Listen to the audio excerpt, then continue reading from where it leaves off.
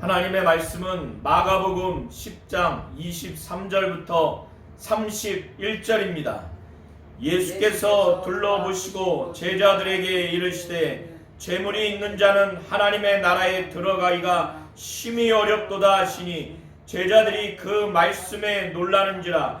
예수께서 다시 대답하여 이르시되 얘들아, 하나님의 나라에 들어가기가 얼마나 어려운지 낙타가 바늘기로 나가는 것이 부자가 하나님의 나라에 들어가는 것보다 쉬우니라 하시니 제자들이 매우 놀라 서로 말하되 그런즉 누가 구원을 얻을 수 있는가 하니 예수께서 그들을 보시며 이르시되 사람으로는 할 수 없으되 하나님으로는 그렇지 아니하니 하나님으로서는 다 하실 수 있느니라. 베드로가 여짜와 이르되 보소서, 우리가 모든 것을 버리고 주를 따랐나이다.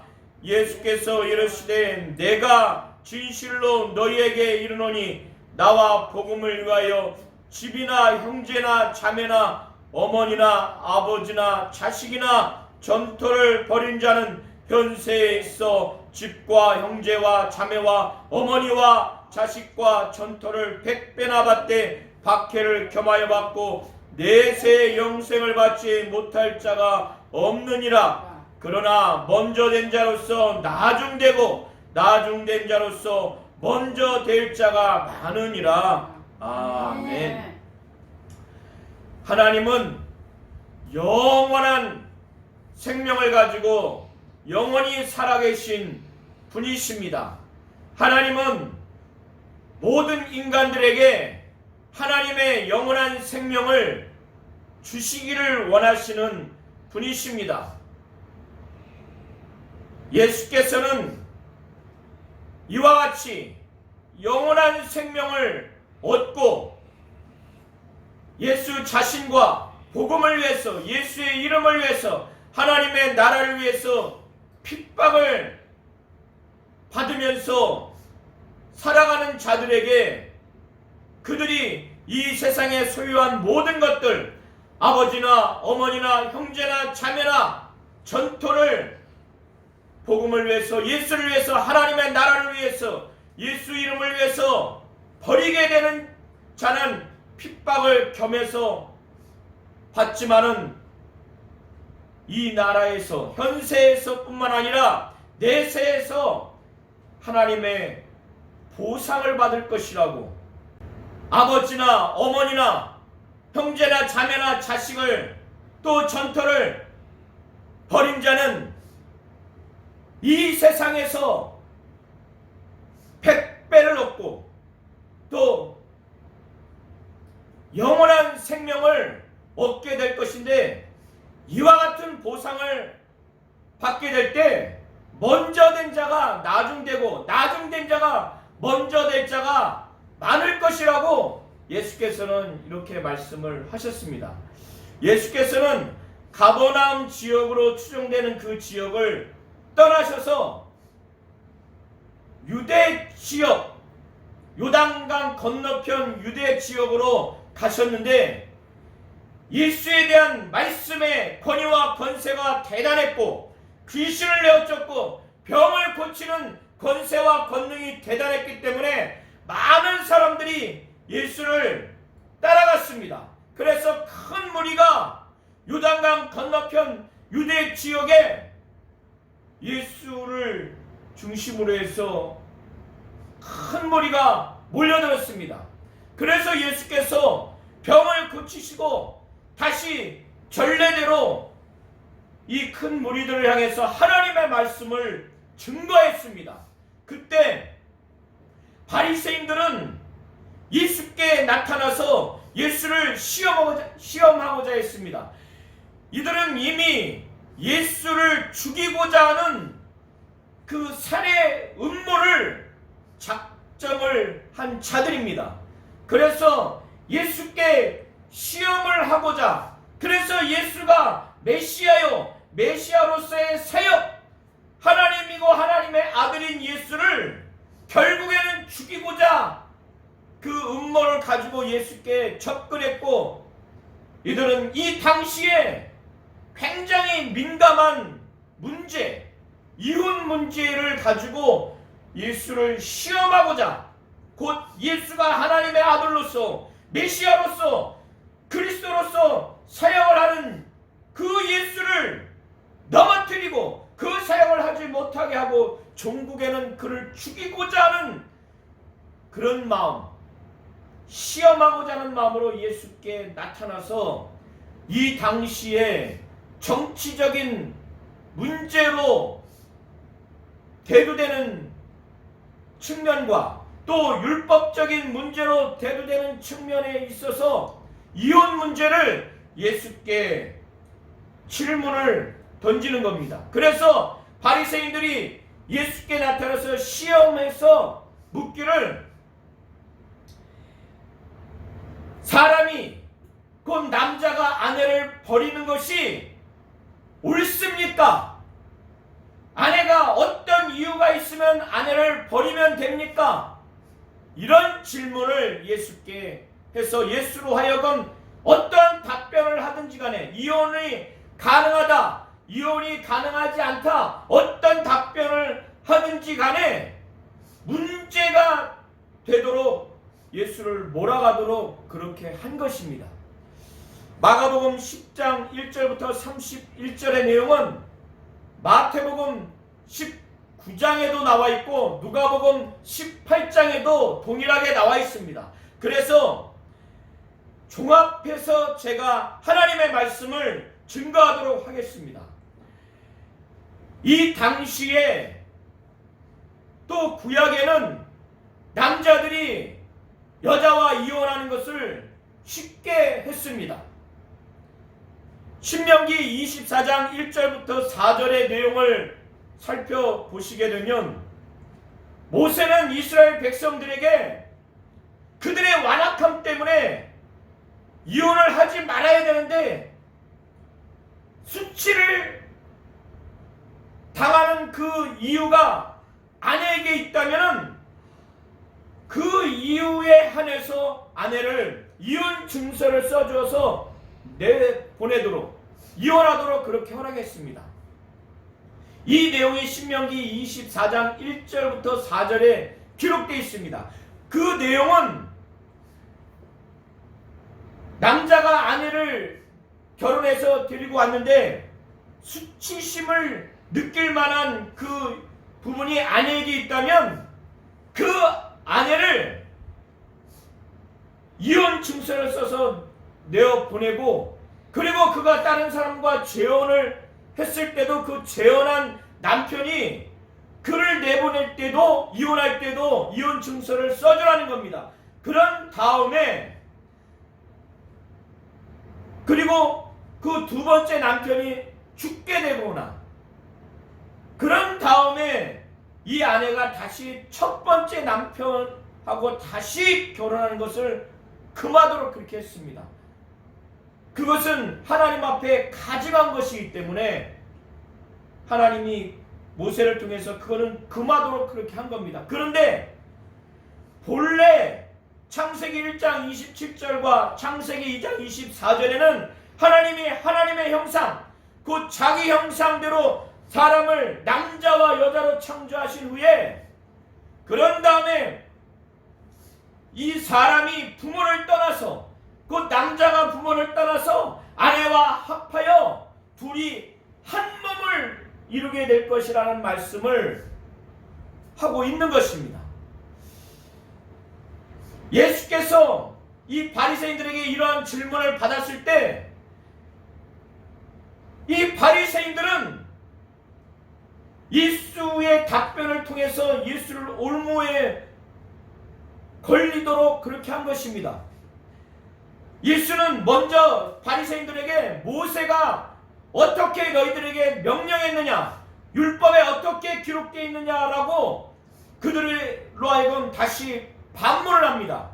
그때 바리새인들은 모세가 이혼 증서를 써줘서 아내를 내어버리도록 허락했습니다, 이렇게 답변합니다. 그때 예수께서는 모세가 그렇게 한 것은 너희들의 완악함 때문에 그렇게 한 것이다. 그러나 창세로부터, 창조시부터 본래는 그렇지 않다.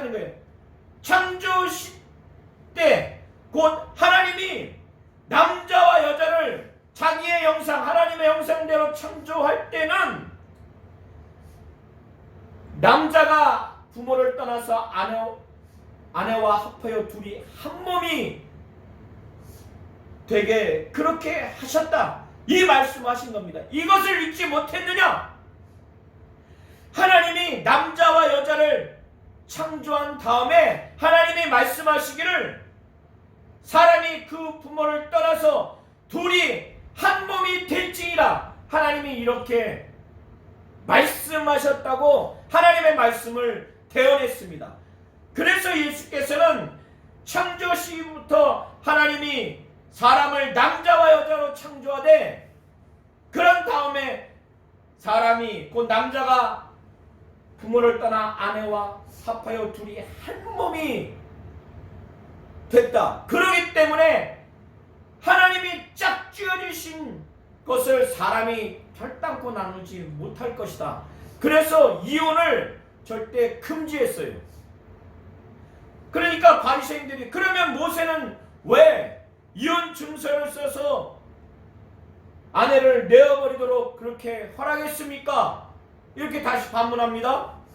그러니까 예수께서 그것은 너희들의 완악함 때문이다.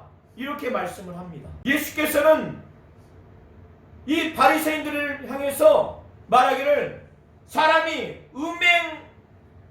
음행한 그 외에 그 아내를 내어버리고 다른 여자와 결혼한 것은 간음이라고 말씀을 하십니다. 제자들이 예수의 이 말씀을 듣고 의아스러운 거죠. 그래서 집에 들어간 다음에 예수께 이 이혼을 하지 말라, 이혼하면 안 된다고 하는 이 말씀을 예수께 다시 묻습니다. 그때 예수께서 제자들에게 남자든 여자든 이미 결혼한 상태에서 다른 여자와 결혼하면 본처에게 간음한 것이라고 말씀을 하셨고, 또 아내도 다른 남자와 결혼하게 되면 본래 남편에게 간음한 것이라고 제자들에게 가르쳐 주신 것입니다. 예수님 이 당시에는 이스라엘 남자들이 재판을 통해서 이혼을 한 것이 아니라 집에서 그냥 아내들을 내어버리는 이혼 결정을 하게 됩니다.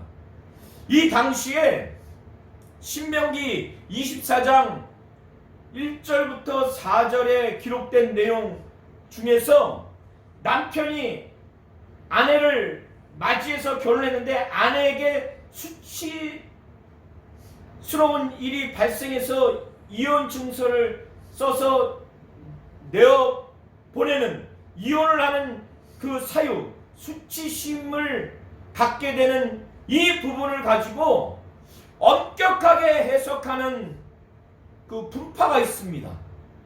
그것이 샴마이 분파라고 하고, 이것을 보다 자유롭게 해석하는 분파가 있었는데 힐렐 분파라고 합니다. 그래서 샴마이 학파는 아내에게 수치스러운 그 사유를 아내가 다른 남자와 간음한 것, 간통한 것, 이것으로 매우 엄격하게 해석을 합니다. 그런 경우에만 이혼을 해라.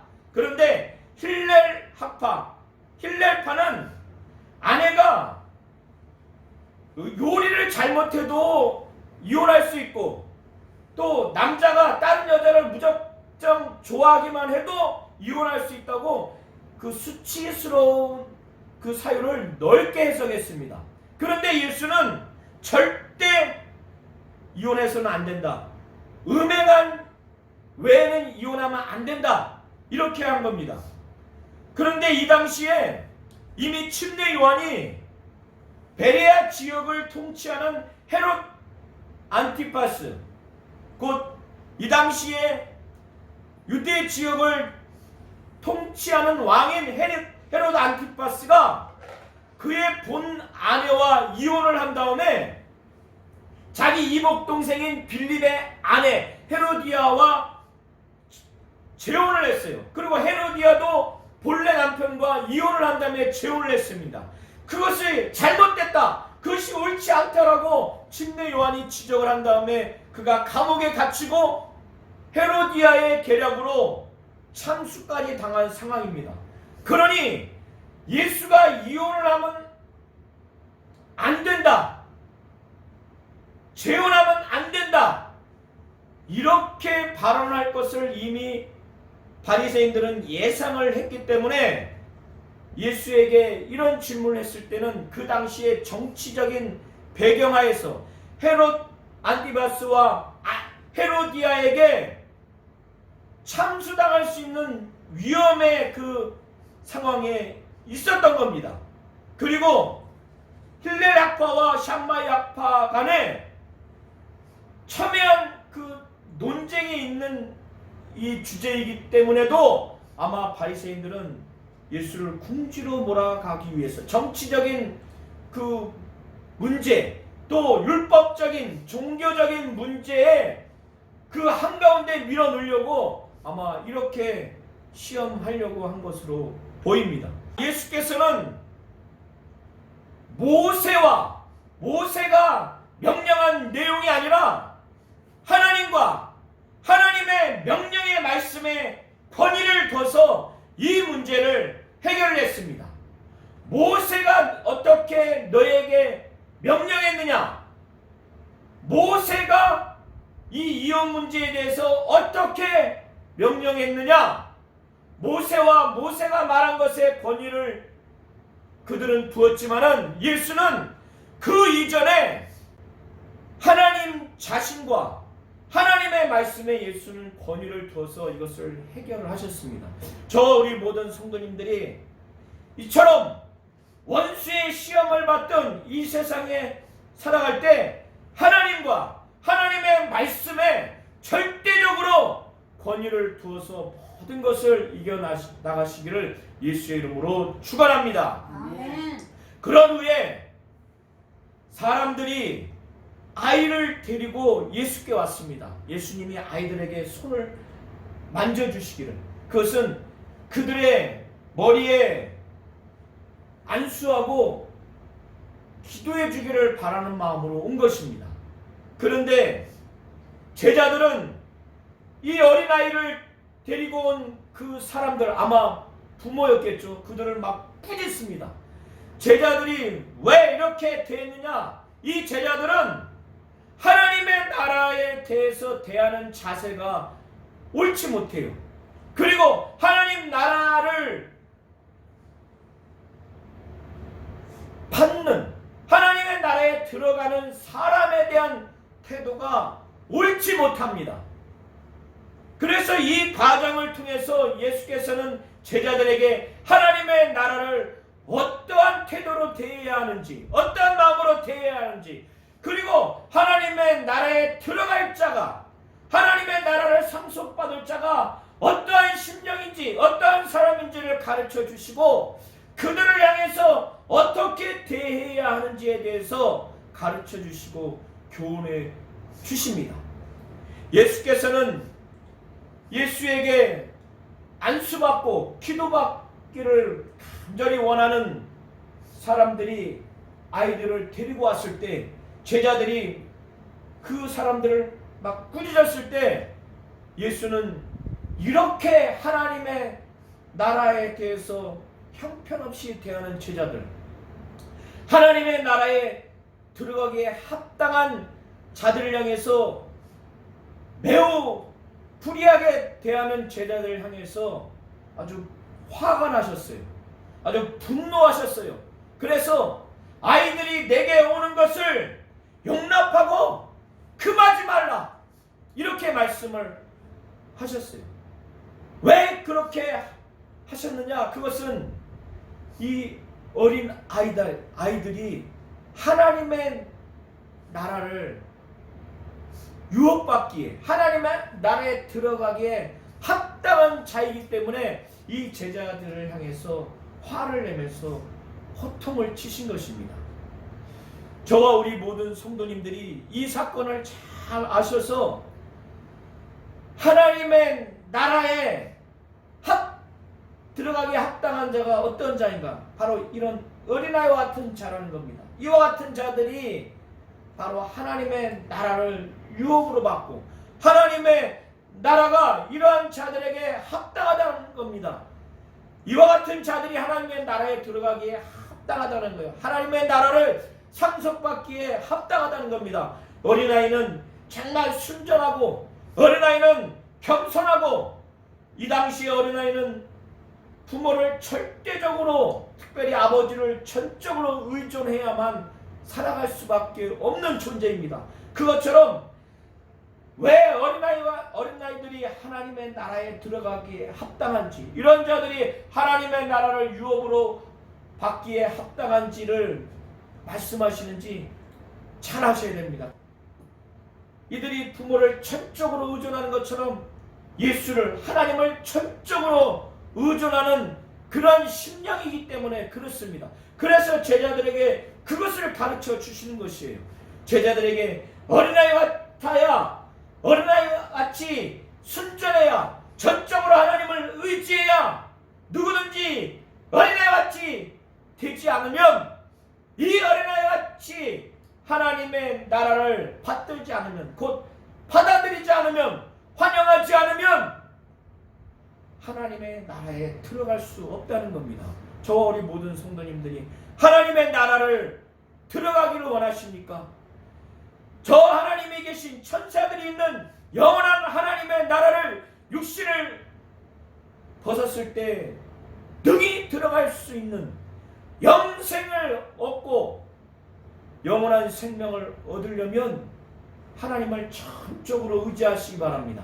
이런 어린아이와 같이 정말 하나님의 말씀을 예수의 말씀을 예수의 행하심을 순전하게 간절하게 어린아이와 부모의 어머니의 젖을 쭉쭉 빨아들이듯이 하나님의 말씀을 막 쭉쭉 빨아들이는 그런 순전함, 아주 간절한 심령, 겸손한 심령, 그러면서 전적으로 하나님을 의지하는 자가 되시기를 예수의 이름으로 축원합니다. 아멘. 이렇게 예수께서는 어린아이가 자기에게 안수하여 기도받기를 바라는 마음으로 그의 부모와 내지는 어른들이 데리고 와서 그것을 못 오도록 꾸짖는 제자들을 향해서 하나님의 나라에 들어가려면 어떻게 해야 되는지에 대해서 잘 가르쳐 주셨어요. 그런 다음에 이제 영원한 생명, 하나님의 생명을 얻으려면 어떻게 해야 하는지에 대해서 또 가르쳐 주시는 사건이 이 이후의 사건입니다. 어떤 청년이면서 또 이 사람은 재물이 많은 큰 부자입니다. 그리고 정부에서 관리해요. 그리고 어려서부터 십계명을 지키는 경건한 신앙생활을 한 사람이에요. 그런데 그는 돈도 많고 권력도 있고 정부에서 관리이지만은 그리고 어려서부터 율법을 철저하게 지키며 신앙생활했지만 자기 안에 허전한 게 있는 거예요. 영적인 그 생명이 없다는 것을 자기가 느낀 거예요. 그래서 영원한 생명을 얻으려면 어떻게 해야 되는지 아마 고민했을 겁니다. 갈급한 것입니다. 그것을 해결할 수 있는 분이 예수님이라는 것을 그는 마음에 느꼈어요. 결정을 해서 예수가 길에서 걸어가실 때 막 달려와서 예수께 정말 간절한 마음으로 그 영원한 생명을 얻을 수 있는 방법을 좀 얻어서 영원한 생명을 얻고자 하는 마음으로 예수님 앞에 털퍼덕 무릎을 꿇고 예수께 여쭙습니다. 선한 선생님이여, 무엇을 하여야, 어떠한 선한 일을 해야, 어떠한 일을 해야 영생을 얻을 수 있습니까? 이렇게 묻는 겁니다. 그런데 이 사람은 예수를 하나님이고 하나님의 아들이라고 하는 믿음은 없었어요. 그러니까 예수를 아마 선지자 중에 하나님이고 하나님의 아들이 아닌 존재로서 선한 선생으로, 선한 지도자로, 선한 존재로 그렇게 극진하게 대우를 했을 겁니다. 그래서 그런지 예수께서는 자기를 하나님이고 하나님의 아들로서 선한 선생이라고 했으면 이런 말씀을 하지 않았을 겁니다. 이러한 청년에게 어찌하여 나를 선하다고 하느냐, 하나님 한 분 외에는 선한 이가 없다라고 이렇게 다시 가르쳐 주십니다. 이 청년은 무슨 선한 일을 하여야 영생을 얻을 수 있습니까? 이렇게 물었을 때 예수께서는 선한 일을 내게 왜 묻느냐? 하나님 한 분 외에는 선한 이가 없다. 하나님 한 분만이 선한 분이다라고 이 청년에게 분명히 가르쳐 주셨습니다. 그리고 난 후에 내가 계명을 안다. 살인하지 말라. 간음하지 말라. 도적질하지 말라. 거짓 증언하지 말라. 남의 것을 취하지 말라. 내 부모를 공경하라. 내 이웃을 내 몸과 같이 사랑하라. 내가 생명을 얻으려면 계명을 지켜라. 이렇게 말씀을 하셨습니다. 그러니까 이 청년이 이것은 제가 어려서부터 다 지켰습니다. 어려서 지켰습니다. 무엇이 부정한 것이 또 있습니까? 이렇게 다시 반문합니다. 그러니까 예수께서 오히려 한 가지 내가 부정한 것이다. 예수가 이 큰 부자요 청년이요 정부의 높은 자리에 있는 이 관리인 이 청년, 어려서부터 십계명을 철저하게 지킨 이 청년, 거짓말도 안 했어요.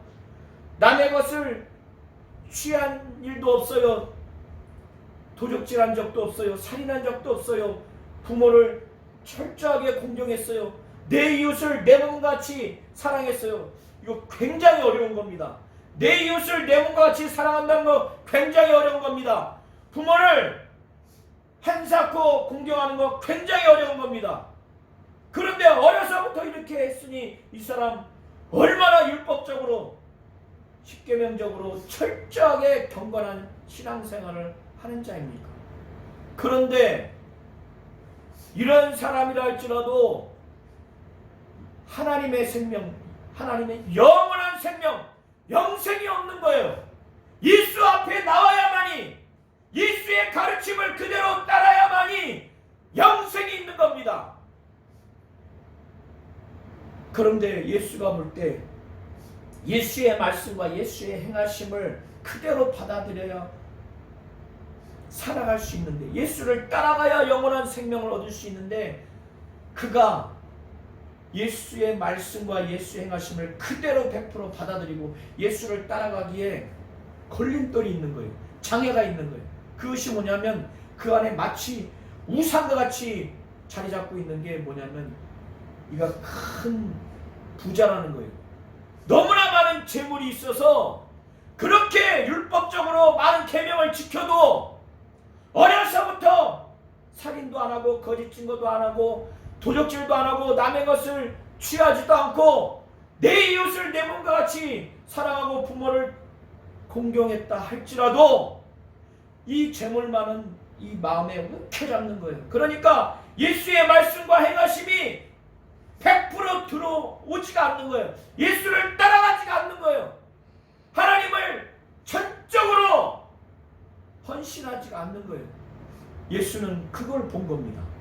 내게 한 가지 부족한 것이 있으니 내 소유를, 내 재물을 다 팔아서 가난한 자에게 줘라. 그러면 하늘에서 내게 보화가 있을 것이다.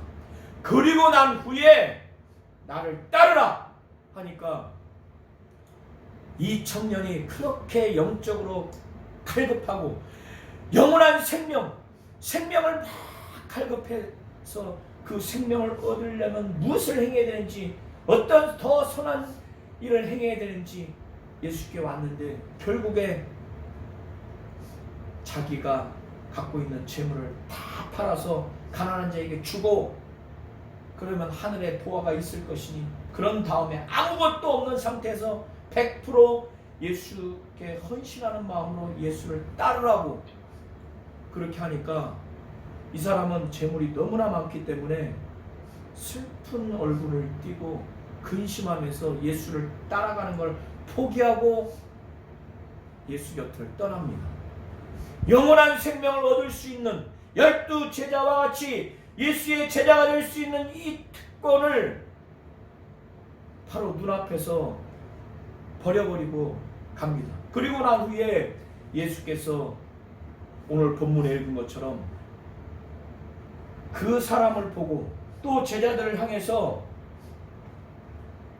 부자가, 재물이 있는 자가 하나님에 들어가기가 심히 어렵다. 심히 어렵다. 그러니까 제자들이 놀란 거예요. 왜냐하면 아브라함도 이삭도 야곱도 다 부자거든요. 이 당시 유대 사회에서는 부는 하나님의 축복의 결과라고 생각을 했어요. 그런데 하나님의 축복을 받은 부자가 천국에 들어가기가 심히 어렵다고 이 얘기를 제자들이 들으니까 충격에 빠진 거예요. 놀란 거예요. 그리고 나서 부자가, 재물이 있는 자가 하나님의 나라에 들어가기가 심히 어려운데 그걸 비유로 말씀하시기를, 약대가 그 바늘, 그 구멍, 바늘귀에 들어가는 것보다 부자가 하나님의 나라에 들어가는 것, 이것보다 쉽다는 거예요. 아니, 낙타가 바늘귀에 들어가는 게 가능한가요? 불가능한가요? 불가능하죠.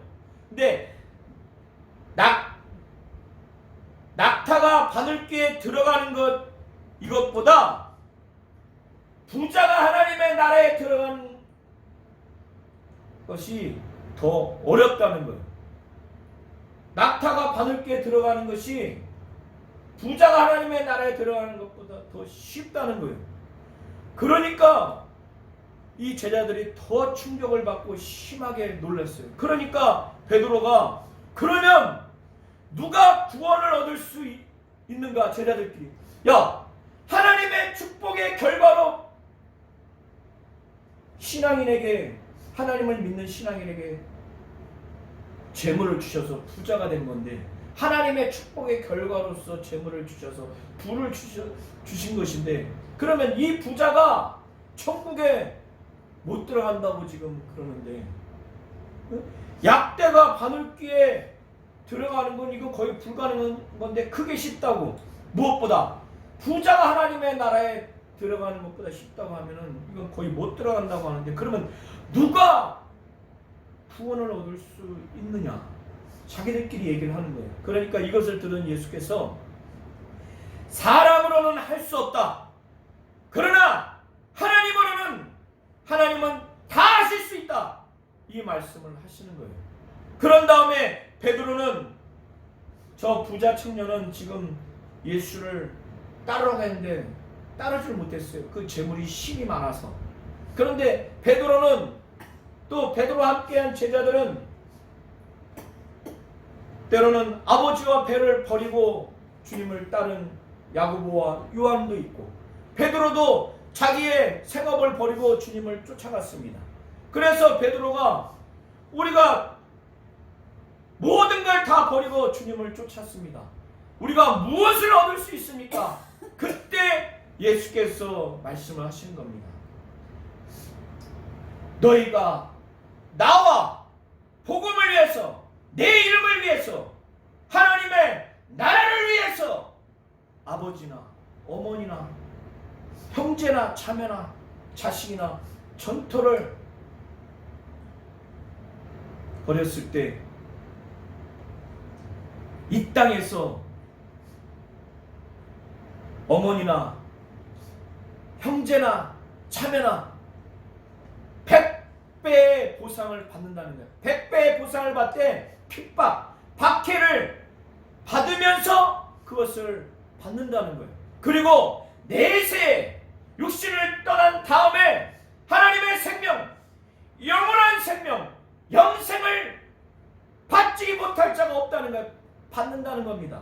저 우리 모든 성도님들이 이 땅에서도 하나님의 보상을 받고 저 나라에 가서도 하나님의 보상인 영생, 이것을 받기를 원하십니까? 그렇다면 이 땅에서 하나님의 나라를 위해서, 복음을 위해서, 예수를 위해서, 예수의 이름을 위해서 아버지나 어머니나 자식이나 전토나 형제나 자매를 능히 버릴 수 있는, 버릴 만큼 예수가 대단한 분이다라는 것, 예수의 이름, 예수의 복음, 하나님의 나라가 그것보다 엄청난 가치가 있다는 것을 느껴야 그걸 버릴 수가 있는 겁니다. 그걸 버린다고 하는 것은 모든 인연을 끊으라는 게 아닌 겁니다. 그 전토를, 소유를 길바닥에 버리듯이 버리라고 하는 것이 아닙니다. 예수를 위해서, 예수의 이름을 위해서, 복음을 위해서, 하나님의 나라를 위해서는 이것을 헌신할 수 있어야 한다는 것이에요. 그것이 먼저 될 수 있어야 한다는 것입니다.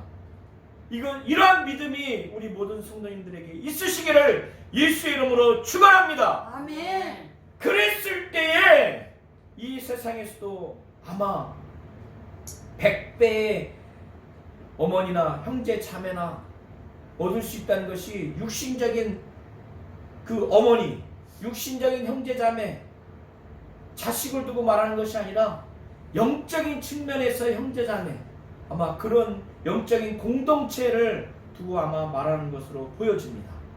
그리고 내세의 영원한 생명을 얻을 수 있다는 거예요. 그런데 이렇게 복음을 위해서, 예수를 위해서, 예수의 이름을 위해서, 하나님의 나라를 위해서 이렇게 헌신했을 때 이 세상에서 뿐만 아니라 저 세상에서도 보상을 받는데 핍박이 있어야 된다는 거예요. 박해가 있어야 된다는 거예요. 겸해서 받는다는 겁니다. 그런데 이러한 그 보상을 받을 자가 먼저 된 자가 나중되고 나중된 자가 먼저 될 자가 많다는 거예요. 그래서 우리 성도님들이 신앙생활을 잘 하셔야 됩니다. 내가 먼저 된 자, 곧 첫째 된 자가 나중되고 곧 말째가 되고, 나중된 자, 말째가 된 자가 먼저 되고 곧 첫째 된 자가 많다는 거예요. 그래서 우리가 신앙생활을 하되 정말 전적으로 예수를 위해서, 예수의 이름을 위해서, 복음을 위해서, 하나님의 나라를 위해서 전적으로 헌신할 수 있는 그러한 믿음, 그러한 심령이 되셔야 됩니다. 그러려면 예수가 하나님이고 하나님의 아들이라는 것, 그리고 예수의 이름, 또 하나님의 나라와 복음이 얼마나 가치가 있는가를 깨달아야만이 내가 갖고 있는 가장 소중한 것을 버릴 수가 있는 겁니다. 이 부자 청년, 이 고위 관리인 이 사람은 그 재물을 포기를 못한 거예요. 이것 때문에 영생을 못 얻고 이것 때문에 예수를 못 따라가게 된다는 것을 예수는 잘 아시기 때문에 그거 버려야 된다. 완전히 영원한 생명을 100% 움켜잡으려고 해야 된다. 예수를 따르려는 마음이 100% 헌신된 마음이 있어야 된다는 거예요. 지금 그 재물이 그 안에 가득하기 때문에, 우상화됐기 때문에. 저 우리 모든 성도님들이 잘 아셔서, 하나님은 영원한 생명이 있으신 분이십니다. 하나님은 영생하시는 분이십니다. 하나님이 우리에게 영원한 생명을 주시기를 원하시는 분입니다. 이것을 얻기 위해서 이 부자 청년과 같지 아니하고 100% 예수와 예수의 이름과 예수의 복음과 하나님의 나라에 하나님께 100% 마음이 빼앗길 만큼 그 모든 것이 영원한 가치가 있다는 걸 알고 난 다음에 내 모든 소유를 나의 관계된 모든 것들이 후순위가 될 수 있도록 하는 그런 버림을 할 수 있는 자가 되셔야 됩니다. 하나님이 우리에게 원하는 심령은 바로 그러한 심령입니다. 그리고 어린아이와 같은 자가 하나님의 나라에 들어갈 수 있고, 이런 자들이 하나님의 나라를 유업으로 받을 수 있는 것처럼, 제자들을 꾸짖은 것처럼 어린아이와 같이 순전하고 또 전적으로 하나님만을 믿고 예수의 말씀과 행하심, 하나님의 말씀을 순전하게 그대로 받아내는 자가 되시기를 바랍니다. 그래서 하나님의 나라와 영생을 얻는 일에 있어서 먼저 된 자로서 나중되고, 나중된 자로서 먼저 된 자가 많을 것이라고 하는 예수의 말씀을 잘 기억하셔서, 나와 내 가정만은 내가 먼저 됐사오니 더 먼저 되고, 나중됐지만 먼저 되는 이러한 믿음이 있고 이러한 심령이 될 수 있도록, 그래서 하나님의 나라와 영생을 정말 소유하는 참 믿음과 참 믿음의 심령이 되게 해달라고 정말 간절히 기도하시기 바랍니다.